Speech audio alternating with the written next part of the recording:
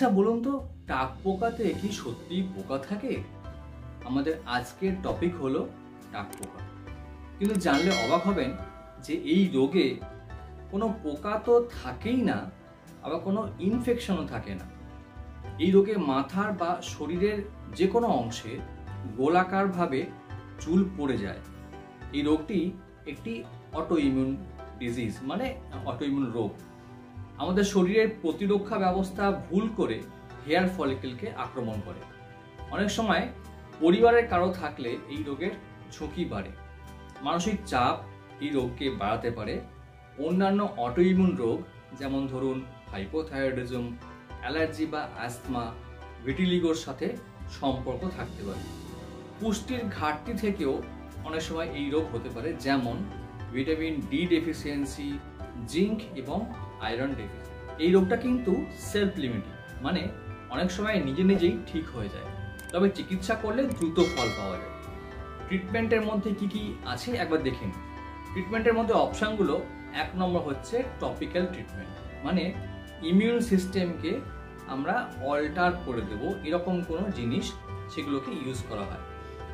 আর তার মধ্যে হচ্ছে স্টেরয়েড ক্রিম অথবা ইনজেকশন, বা অনেক সময় মিনক্সিডিলের বিভিন্ন ফর্মুলেশনও দেওয়া হয়। ওরাল মেডিসিনের মধ্যে স্টেরয়েড বা যে কোনো ইমিউনোমডুলেটরি মেডিসিন। আর একটা হচ্ছে খুব ইম্পর্টেন্ট, লাইট থেরাপি। আলট্রাভায়োলেট রের সাহায্যেও কিন্তু এই রোগে ট্রিটমেন্ট করা হয়। আর মানসিক চাপ বা স্ট্রেসকে কম করতেই হবে, সুষম আহার খেতেই হবে, বিভিন্ন সাপ্লিমেন্ট যেগুলো চুলের গ্রোথে উল্লেখযোগ্য ভূমিকা নেয় সেগুলোকেও কিন্তু ইনটেক করতে হবে। এই রোগকে বাংলায় বলা হয় বা প্রচলিত কথায় বলা হয় টাক পোকা, আর আমাদের মেডিকেল টার্মে বলা হয় অ্যালোপেশিয়া এরিয়াটা। যদি অ্যালোপেশিয়া এরিয়াটা শুধু মাথার মধ্যে গোটা মাথাটাকেই কভার করে দেয়, তা সেক্ষেত্রে আমরা বলবো যে অ্যালোপেশিয়া টোটালিস। এবং যদি সারা শরীরকেই ইনভলভ করে দেয়, মানে ধরুন আইব্রো থেকে শুরু করে আইল্যাশ থেকে শুরু করে মুস্টাস বা বিয়ার্ড বা বডি হেয়ার কিচ্ছু নেই, তখন সেখানে আমরা বলবো অ্যালোপেশিয়া ইউনিভার্সালিস।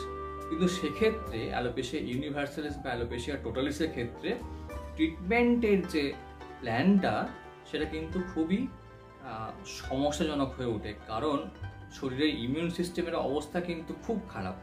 তো সেই জন্যে অনেক সময় ওরালিও কিন্তু ইমিউনোসাপ্রেসিভ বিভিন্ন ওষুধ পেশেন্টকে খেতে দেবে।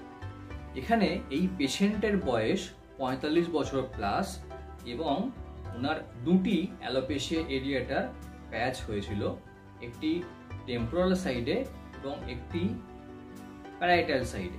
এই দুটি প্যাচের হিস্ট্রি ছিল প্রায় 6 থেকে 7 মাস। পেশেন্ট স্মোকিং করেন এবং অ্যালকোহল ইনটেক করেন রেগুলারলি। পেশেন্টের মানসিক চাপ বা স্ট্রেস খুব বেশি ছিল। পেশেন্ট ডায়াবেটিক এবং পেশেন্টের হাইপারটেনশনও ছিল, তার জন্য তিনি মেডিসিনে কন্টিনিউ করছিলেন।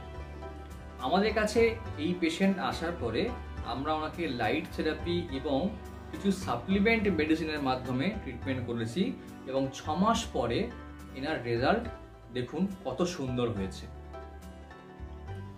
ভিডিওটি ভালো লাগলে অবশ্যই লাইক করবেন, আমাদের চ্যানেলকে সাবস্ক্রাইব করবেন, আর এই ভিডিওটি আপনাদের বন্ধু বান্ধবদের মধ্যে শেয়ার করতে পারেন, যাতে এই রোগের সম্বন্ধে বিভিন্ন ইনফরমেশন তারা ঠিক সময় পায়।